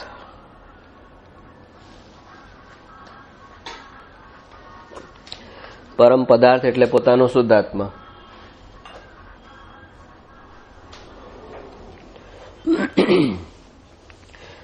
અથવા તો પરમાર્થનો બીજો અર્થ કે મોક્ષ. જો ઈચ્છો પરમાર્થ તો કરો સત્ય પુરુષાર્થ. જો અગર ખરેખર મોક્ષની ઈચ્છા હોય તો સાચો સિન્સિયરિટીથી આ બધું સમજી લીધા પછી પુરુષાર્થ કરો. સમજીને બેસી નહીં જતા. આત્મસિદ્ધિનો એન્ડ આવે છે ને, એટલે કે ભાઈ સમજી તો લીધું, તે 6 પદનું બધું જ સમજી લીધું, તો હવે સાચો પુરુષાર્થ સ્ટાર્ટ કરજે જો ખરેખર જવું હોય તો. બાકી સાંભળીને બેસી રહેવું હોય અને કે આ બસ મેં સરસ કરી લીધું, જ્ઞાન મેળવી લીધું, સત્સંગ કરી લીધો સરસ, તો એને માટેની વાત નથી. એવું નહીં કરતો, એવું કરનારા ઘણા બધા છે, એટલે એમ કહે છે જો ઈચ્છો પરમાર્થ તો કરો સત્ય પુરુષાર્થ, ભવ સ્થિતિ આદિ નામ લઈ છેદો નહીં આત્માર્થ. હવે શું કે ભવ સ્થિતિ એટલે શું કે કેવડી ભગવાને મારા જે ભવ જોયા છે એ તો થશે જ નહીં, એ પેલા તો હું મોક્ષે નહીં જ જઈ શકું ને. કેવડી ભગવાનનું જ્ઞાન થોડી ચેન્જ થશે, એ તો ચેન્જ નથી થવાનું. તો કે આવું બોલી અને મોક્ષના પોતાના પુરુષાર્થને ઉડાવનારા લોકો છે કે મોક્ષ કરો છો, એક તરફ ક્રમબદ્ધ પર્યાય સમજાવો છો કે ભગવાને જેટલા ભવ જોયેલા હશે એ તો થશે જ, ભગવાનનું જ્ઞાન કંઈ પલટવાનું નથી, તો પછી હું હવે ગમે એટલો પુરુષાર્થ કરું અત્યારે મારા ભવ કેવી રીતે ઓછા થશે. તો કે જેણે સર્વજ્ઞનો ખરેખર નિર્ણય કરેલો છે કે કોઈ સર્વજ્ઞ છે અને એવું જ જો મારું સ્વરૂપ છે, એવું જેણે પોતે પણ નિર્ણય કર્યો છે કે એ સર્વજ્ઞ જેવું જ મારું સ્વરૂપ છે, એ કેવળ જ્ઞાન એમની પાસે જે વ્યક્ત છે એ મારી અંદર પણ પડેલું છે, હું પણ કેવળ જ્ઞાન સ્વરૂપી છું, એવો જેને નિર્ણય થયો હોય એને ભવ જ ન હોય, એના ભવ ભગવાને નથી જોયા. જેણે ભગવાનને સાચા અર્થમાં ભગવાનના અર્યન ભગવાનના દ્રવ્યગુણ પર્યાય જેણે સમજ્યા, એણે પોતાના આત્માના દ્રવ્યગુણ પર્યાય પણ સમજ્યા, અને એના ભવ ભગવાને જોયા નથી. એટલે પણ જેને કરવું નથી અને ક્રમબદ્ધ પર્યાયનો ઉલટો યુઝ કરવો છે કે ભગવાને જોયેલું હશે એમ થશે, તો હવે હું અત્યારે ગમે એટલો પુરુષાર્થ કરું, મને સમ્યક દર્શન નહીં થવાનું હોય તો નહીં જ થાય ને, મારા હજી 500 ભાવ બાકી હશે તો એ તો કરવા જ પડશે ને, એમ કરીને પોતે આળસ અને પ્રમાદને સેવે છે. એને ઈચ્છા જ નથી હકીકતમાં મોક્ષની. સંસારમાં કોઈ ચીજ એને ભગવાન પર નથી છોડી કે મારા લક્ષ્મીના અંતરાય હશે ને તો મને પૈસો નહીં જ આવે ને, હું ગમે એટલી મહેનત કરીશ નહીં આવે તો હું શું કામ પછી દોડાદોડી કરું. એવું સંસારમાં કરે છે કે મારા લક્ષ્મીના અંતરાય હશે તો નહીં આવે. સંસારનું કોઈ કામ અટકવું હોય તો એમાં છોડે છે કે મારા અંતરાય હશે તો નહીં થાય, કેટલું બી કરીશ નહીં થાય. ત્યાં તો જાણે કે અંતરાય છે જ નહીં એવી રીતે પુરુષાર્થ કરે છે.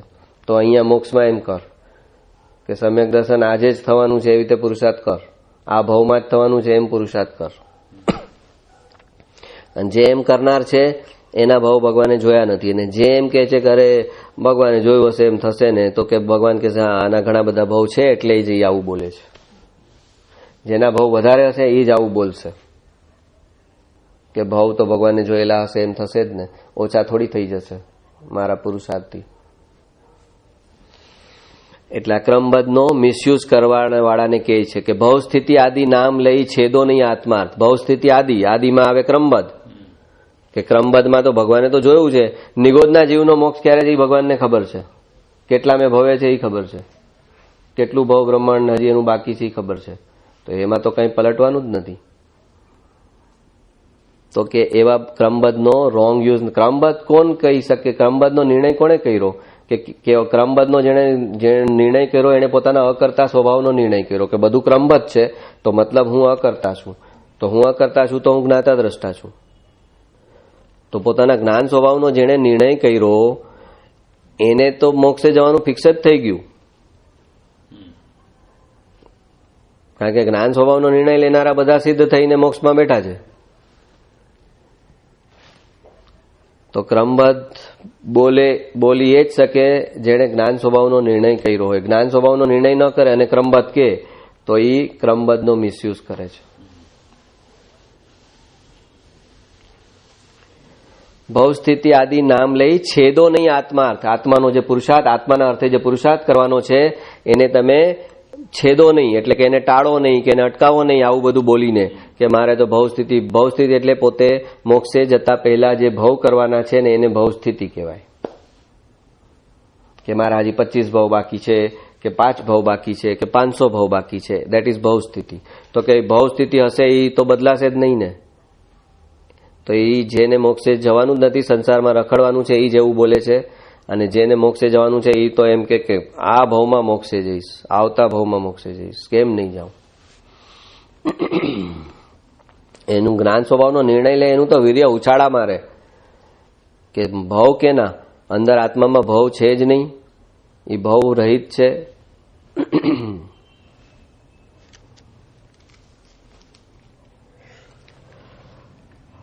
ગાથા 131. નિશ્ચય વાણી સાંભળી સાધન તજવા નોય, નિશ્ચય રાખી લક્ષમાં સાધન કરવા સોય. આગળ ઉપર બી આવેલું ને શુષ્ક જ્ઞાનીની ગાથા આવી હતી ને કે ખાલી બોલે છે કે આત્માને તો કર્મ લાગતા નથી ને આત્મા અસંગ છે ને અબંધ છે ને હું સિદ્ધ સમાન શુદ્ધ છું ને. નિશ્ચય વાણીમાં કર્મની ગણતરી ન કરવામાં આવે, પણ જે અંદર સત્તામાં જે શક્તિમાં જે કેવળ જ્ઞાન પડેલું છે એને જ જોવામાં આવે. આત્માના શુદ્ધ સ્વરૂપને જ કન્સિડર કરે નિશ્ચય વાણી, અને વ્યવહાર વાણી છે એ કર્મને ગણતરીમાં લે, અત્યારની અવસ્થાને ગણતરીમાં લે. એ વ્યવહાર નહીં કામ છે, નિશ્ચય નહીં કે એ અમે જાણતા જ નથી. આત્મા શુદ્ધ સ્વરૂપી છે, કેવળ જ્ઞાન સ્વરૂપી છે, અંદર પડેલું છે ને એટલે એ આજે નહીં તો કાલે પ્રગટ થશે. પર્યાયમાં ભલે ન પ્રગટ હોય, એ ગૌણ છે. એમ નિશ્ચય વાણીમાં એમ આવે. એટલે કે છે નિશ્ચય વાણી સાંભળી સાધન તજવાનું હોય. હવે આવું નિશ્ચય સાંભળે કે તું તને કર્મ આત્માને લાગતા નથી ને તું સિદ્ધ સમાન શુદ્ધ છો. હમણાં આપણે ઓલામાં બોલ્યા ને 8 કર્મથી સર્વથા મુક્ત એવો હું શુદ્ધ આત્મા છું, તો કે તો પૂરું થઈ ગયું ને, પછી મારે કરવાનું જ કાંઈ ન રહ્યું. નિશ્ચય વાણીમાં તો કાંઈ કરવાનું આવે જ નહીં. હું તો અત્યારે સિદ્ધ સમાન શુદ્ધ છું, 8 કર્મથી સર્વથા મુક્ત છું, અત્યારે જ મુક્ત છું, તો કે તો પૂરું થઈ ગયું ને. તો મારે ફૂલ સ્ટોપ, મારે કાંઈ કરવાનું જ નહીં. સત્સંગ કરવાનું નહીં, શાસ્ત્ર વાંચન કરવાનું નહીં, દેવગુરુ શાસ્ત્રની ભક્તિ કરવાની નહીં, કાંઈ નહીં કરવાનું. એમ કે છે નિશ્ચય વાણી સાંભળી સાધન તજવાનું હોય. સાધનને નહીં તજતો, નિશ્ચય તો લક્ષ્ય છે તારું કે મારા થવાનું છે, આ થવાનું છે. નિશ્ચય વાણી એટલા માટે છે કે આત્માની સાચી ભાવના જાગૃત થઈ શકે. આત્મા પોતાની પર્યાયની હીણપતા ઓછપતા જોઈને નમાલો, માયકાંગલો કે ડિપ્રેશનમાં ન આવી જાય. તો નિશ્ચય વાણી એ આત્માની સાચી ભાવના જગાડવા માટે છે, એની શક્તિ જગાડવા માટે છે કે હો આવી શક્તિ છે મારામાં. તો એને એ સાંભળીને જે અત્યારે તારા માટેના જરૂરી સાધન હોય, દેવગુરુ શાસ્ત્ર હોય, સ્વાધ્યાય, સત્સંગ, દેરાસરમાં જવું કે માળા ગણવી કે જે કંઈ વ્યવહાર સાધન હોય આ રસ્તામાં ટકી રહેવા માટેના, એને તજાય નહીં એમ કે છે. એને પકડી રાખવાના, નિશ્ચયનું લક્ષ્ય રાખવાનું અને વ્યવહાર કરવાનો. નિશ્ચયનો લક્ષ્ય ભૂલ્યા વગર વ્યવહાર કરવાનો. વ્યવહારને, નિશ્ચયની હજી પ્રાપ્તિ નથી થઈ ત્યાં સુધી વ્યવહારને છોડી ન દેવાય. હું સિદ્ધ સમાન શુદ્ધ છું ને, હવે તો મારે સિદ્ધ ભગવાનના દર્શન કરવાની જરૂર જ નથી ને, તો દેરાસરે જવું નથી ને, હવે સોનગઢ જવાની જરૂર જ નથી ને. હું તો મારા આત્માના ક્ષેત્રમાં છું. એ તો લોકનું ક્ષેત્ર છે, જળ ક્ષેત્ર છે. હું તો મારા આત્માના પ્રદેશોમાં છું. મારે સોનગઢ જવાની શું જરૂર છે? તો કે એવા ગાંડા નહીં કરતો નિશ્ચય વાણી સાંભળીને. નિશ્ચય વાણી સાંભળી સાધન તજવાનો હોય, નિશ્ચય રાખી લક્ષ્યમાં સાધન કરવા હોય. નિશ્ચયને લક્ષ્યમાં રાખજે અને તને તું જ્યાં છો ત્યાંથી આગળ વધવા માટેના જે જે જરૂરી સાધન હોય એ કરતો રહેજે.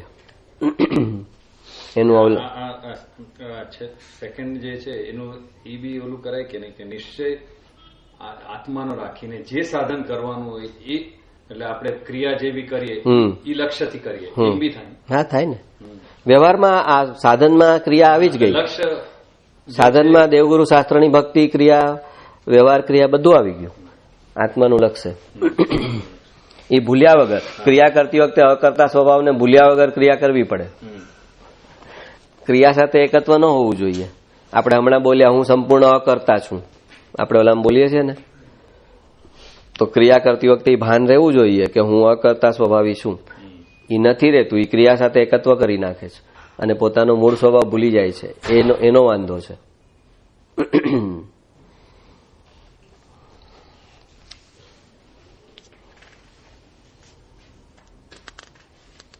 અને ઘણા પછી આનો મિસયુઝ બી કરે છે. ક્રિયામાં જ રચ્યા પચ્યા છે, પણ હવે એ કાંઈ પણ રસ્તે એને ક્રિયા જસ્ટિફાય કરવી છે એટલે ઓપ્શન અચ્છા એટલે આત્માના લક્ષ્ય કરવાની ને ક્રિયા, એમ કરીને એ જ ક્રિયા કરે છે. એ એને કોઈ ભેદજ્ઞાન નથી, કાંઈ એને આત્માનું કનેક્શન નથી ને એ ખાલી એટલું આત્માના લક્ષ્ય કરવાની ને. ઓકે, હા, એટલે જાત્રાની દોડાદોડી, પૂજા, હા કે હવે અમે આત્માના લક્ષ્ય જ કરીએ એટલે 28 કરું છું આત્માના લક્ષ્ય કરવાની ને. ઓકે, હવે આત્માના લક્ષ્ય કરીશ. પણ ફરક શું પડ્યો? કાંઈ નહીં, ખાલી એમ મોઢેથી બોલ્યા આત્માના લક્ષ્ય કરું છું. આત્માના લક્ષ્ય જે કરે એ તો આત્માની અંદર જવાનો પુરુષાર્થ બી ચાલુ કરે. જેને આત્માનું લક્ષ્ય હોય એ પોતાના આત્માના અંદર જવાનો અંતર્મુખ ધ્યાનનો પુરુષાર્થ બી ચાલુ તો હોવો જોઈએ ને. એ તો બહાર ભગવાનની ભક્તિનો પુરુષાર્થ કરે છે, બાહ્ય ઓલું કરે છે, અંદરનો પુરુષાર્થ તો કરતો નથી ને પછી બોલે છે ખાલી મોઢેથી આત્માના લક્ષ્ય કરીશ હવે હું. જાત્રામાં હરવું ફરવું જ છે જાત્રાના નામે. હવે આ બધું સાંભળે ત્યારે થોડુંક આમ એમ થાય કે અચ્છા તો આ બધું ખોટું છે. તો પછી અહીંયા આગળ ઓલો 2 કાયદાના તમે ઓલા લૂપ હોલ ગોતો ને, સેક્શન આ સેક્શન ને આ સેક્શનની વચ્ચે આટલું થઈ શકશે આમ. તો એ આવા ટેકનિકલ પાછા અહીંયા હોય ને એટલે એનો લૂપ હોલ ગોતે કે જો અહીંયા લખ્યું છે ને આત્માનું લક્ષ્ય રાખીને ક્રિયા કરવામાં વાંધો નહીં, આત્માનું લક્ષ્ય રાખીને જાત્રાના નામે હરવા ફરવામાં વાંધો નહીં. દરેક ચીજના એટલે જાતને છેતરનાર હશે એ કોઈ દિવસ મોક્ષમાં આગળ નહીં વધી શકે.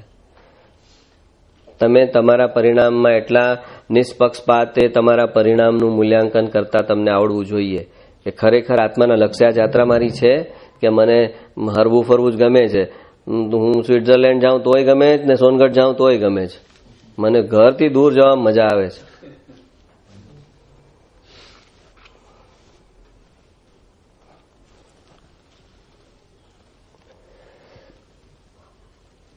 એટલા માટે હંમેશા જે વ્યવહાર તરફ ઝૂકેલો હોય એને નિશ્ચય ઉપદેશ જ હોય. એને કે તારે આત્માના લક્ષ્ય ક્રિયા નથી કરવાની, ક્રિયા બંધ જ કરવાની તારે. પછી એને ઊંધું કેવું પડે, કારણ કે એનો ઉભો જ છે ક્રિયામાં, રચ્યો પચ્યો જ ક્રિયામાં છે અને હવે આનું ઓલું લૂપહોલ વાપરીને એ જ સ્થિતિમાં રહેવા માંગે છે. એને કે આત્માના લક્ષ્ય પણ તારે ક્રિયા નથી કરવાની. કારણ કે છે જ નહીં લક્ષ હકીકતમાં. એટલે ઈ જે સંકિત તરફ હોય એને જ ઈ બેસે કે આને નિશ્ચયથી કહેવાનું છે કે આને વ્યવહારથી કહેવાનું છે. એનું ટિલ્ટ કે જે તરફ હોય એનું ઓપોઝિટ એને કહેવું પડે. આપણે કોઈ માણસ આમ ઝૂકેલો હોય તો એને ઈ તરફ ધક્કો આપીએ કે એને આ તરફ ખેંચીએ? બસ. તો સેમ ચીજ જ્ઞાની કરે છે. આ વ્યવહાર તરફ ટિલ્ટેડ છે, સ્ટ્રેટ ઉભવાનું છે. આ 70% આ બાજુ તો 40% તો આ બાજુ ઝૂકેલો જ વ્યવહારમાં. તો એને આ બાજુ લાવવા માટે 80% નિશ્ચયનું જોર આપવું પડે. ત્યારે એ આ બાજુ ખેંચે ત્યારે એ વચ્ચે અટકે. અને જે નિશ્ચય તરફ ઝૂકી ગયો હોય અને વ્યવહારનો અનાદર કરતો હોય, શુષ્ક જ્ઞાની થઈ ગયો હોય, ખાલી વાતો કરતો હોય અને જે સાધન જે એને પોતાની ભૂમિકામાં પકડી રાખવા જેવા છે, શુભ સાધન, સત્સાધન, એને છોડે, એને વ્યવહારનો ઉપદેશ હોય.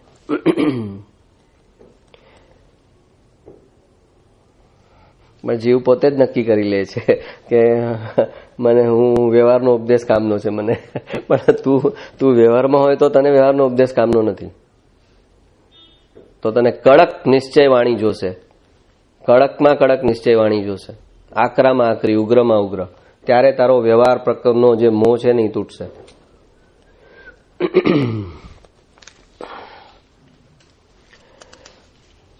નિશ્ચય રાખી લક્ષમાં સાધન કરવા સોય.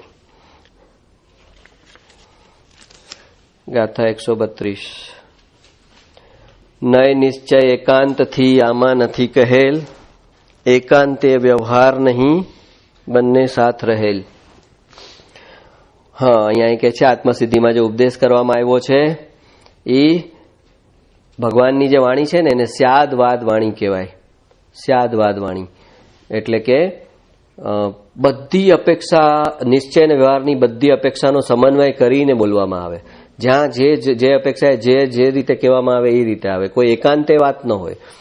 તો એમ નય નિશ્ચય એકાંતથી આમાં નથી કહેલ, એકાંતે વ્યવહાર નહીં બંને સાથ રહેલ. તો આ જે સ્યાદવાદ પદ્ધતિ છે એ અનુસાર નિશ્ચય અને વ્યવહાર બંનેનો સમન્વય કરી અને આત્મસિદ્ધિમાં ઉપદેશ કરવામાં આવેલો છે. એકલો નિશ્ચય બી કહેવામાં નથી આવ્યો અને કે એ નિશ્ચય તરફ ઝૂકી જાય અને વ્યવહાર છોડી દે, ન તો એકલો વ્યવહાર જ કહેવામાં આવ્યો છે કે વ્યવહારમાં એવો રચ્યો પચ્યો થાય અને જે નિશ્ચય છે એ જ ભૂલી જાય. તો બંનેનું બેલેન્સ જાળવી અને જે સ્યાદવાદ વાણી છે ભગવાનની, જેમાં એ બેયનો સમન્વય છે નિશ્ચય અને વ્યવહારનો, એ અનુસાર અહીંયા આત્મસિદ્ધિમાં ઉપદેશ કરેલ છે. હવે જ્યારે નિશ્ચયથી કહેવામાં આવતું હોય કોઈ વાત ત્યારે જ્ઞાનીને વ્યવહાર ગૌણપણે લક્ષમાં હોય, પણ એને મુખ્યતા કરવી છે નિશ્ચયની, તો એ નિશ્ચયની મુખ્યતાથી બોલતા હોય ત્યારે વ્યવહાર ગૌણપણે લક્ષમાં હોય. અને જ્યારે એને વ્યવહારથી કથન કરવું હોય અને વ્યવહારથી વાત કહેતા હોય ત્યારે નિશ્ચય ગૌણપણે લક્ષમાં હોય. તો આ મુખ્યતા અને ગૌણતા એ સિદ્ધાંત છે શાસ્ત્રનો, કે અત્યારે નિશ્ચયની મુખ્યતાથી બોલવું છે કે વ્યવહારની. તો નિશ્ચયની મુખ્યતા હોય ત્યારે વ્યવહારને ગૌણ કરે, અને પછી વ્યવહારની મુખ્યતાથી બોલવું હોય ત્યારે વ્યવહારની મુખ્યતાથી બોલે ત્યારે નિશ્ચયને ગૌણ કરે. પણ સમજનારો પરિપક્વ ન હોય તો નિશ્ચયવાણીથી બોલાતું હોય ત્યારે એમ સમજે કે વ્યવહાર તો છે જ નહીં, વ્યવહાર તો છોડી જ દેવાનો છે એમ સમજે. અને જ્યારે વ્યવહારથી બોલવામાં આવતું હોય ત્યારે એમ સમજે કે આ વ્યવહાર જ સર્વસ્વ છે, નિશ્ચય ભૂલી જાય. પણ જે જ્ઞાની છે એને નિશ્ચયનું વજન આપીને બોલતા હોય ત્યારે પણ વ્યવહાર ગૌણપણે લક્ષમાં છે, અને જ્યારે વ્યવહારથી બોલતા હોય ત્યારે પણ એને નિશ્ચય લક્ષમાં છે. અને છેલ્લો સિદ્ધાંત તો એ જ છે કે નિશ્ચય જે છે એ આદરવા લાયક છે અને વ્યવહાર છે એ જાણવા લાયક છે. આ ગુરુદેવનું વાક્ય છે કે બધું સમજ્યા પછી આદરવા લાયક નિશ્ચય છે, વ્યવહાર આદરવા લાયક નથી. એ તો ભૂમિકા અનુસાર કરવો પડે છે. નિશ્ચયનું જેટલી પાત્રતા ઓછી એટલો વ્યવહાર વધારે કરવો પડે. અને જેમ જેમ નિશ્ચય પુષ્ટ થતો જાય એમ વ્યવહાર પાતળો થતો છેલ્લે નાશ પામે. પણ વ્યવહારને આદરવા લાયક સમજી અને કરે તો ભટકી જાય. તો વ્યવહારમાંથી કોઈ કાળે નિશ્ચય ન આવે. જેને સાચો નિશ્ચય અંદર થઈ જાય એને બહાર ભૂમિકા અનુસાર પોતાનો સાચો વ્યવહાર આવે. જેણે નિશ્ચયની સમજણ કરી લીધી હોય એને ભૂમિકા અનુસારનો વ્યવહાર હોય. એ વ્યવહારને ફક્ત જાણે કે અત્યારે મારે આત્મામાં સ્થિર થવાનું છે, એ તો મને સમજાઈ ગયું છે, પણ મારી ભૂમિકા અનુસાર અત્યારે હું સીધો એ રીતે કંઈ 24 કલાક સ્થિર થઈ શકતો નથી, જુદી જુદી ભાવ દશામાં એમાં સ્થિર થઈ શકતો નથી, તો મને વ્યવહારની ભૂમિકામાં આ પ્રકારનું અવલંબન અત્યારે જરૂરી છે. પણ મૂળ તો નિશ્ચય ઓલો જ છે, અંદર જ જવાનું છે ને સ્થિર થવાનું છે. એ એક સેકન્ડ માટે પણ ભૂલાય નહીં. અને આ વ્યવહાર છે એ મારા નિશ્ચયની કચાશ છે. નિશ્ચયની કચાશને કારણે મારે વ્યવહાર ના કરવો પડે છે.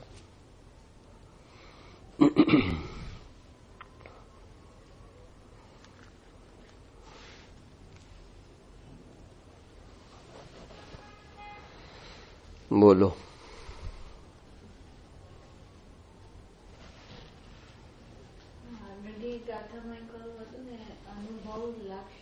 પ્રતીત. હા, બધે વખતે અનુભવ ન રહે તો લક્ષ્ય રાખે અને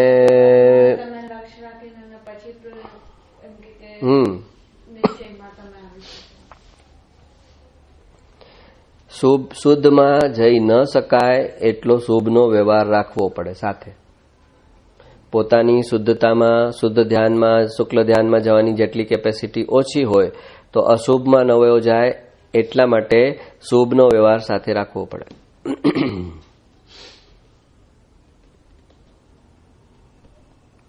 પણ શુદ્ધતાનું લક્ષ્ય જ ભૂલી જાય ને શુભના વ્યવહારને જ ફાઇનલ સમજે, સાચો સમજે, સર્વસ્વ સમજે તો મિથ્યાત્વમાં જ છે. એ અનાદિકાળથી જ મિથ્યાત્વમાં છે.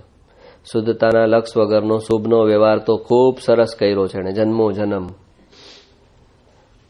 જન્મ દીક્ષા લીધી છે ને જન્મો જન્મ ભગવાનના સમોસણમાં ને પૂજા ને ભક્તિ ને કાંઈ બાકી નથી રાખ્યું શુદ્ધતાનું લક્ષ ચૂકીને.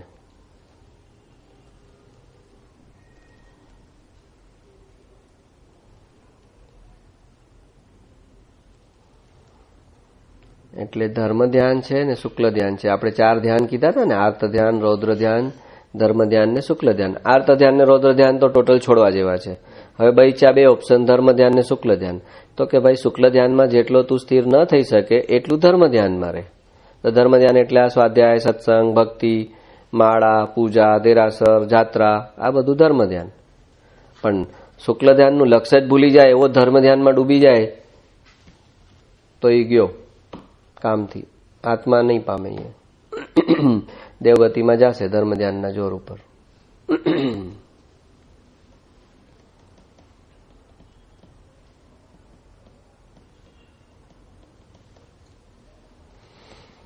એટલે કે છે જ્યાં જે ઘટિત થતું હોય એ પ્રમાણે ક્યાં નિશ્ચય જાળવવાનો છે અને ક્યાં વ્યવહાર જાળવવાનો છે એ બંનેનું સમન્વય કરીને અહીંયા સમજાવ્યું છે.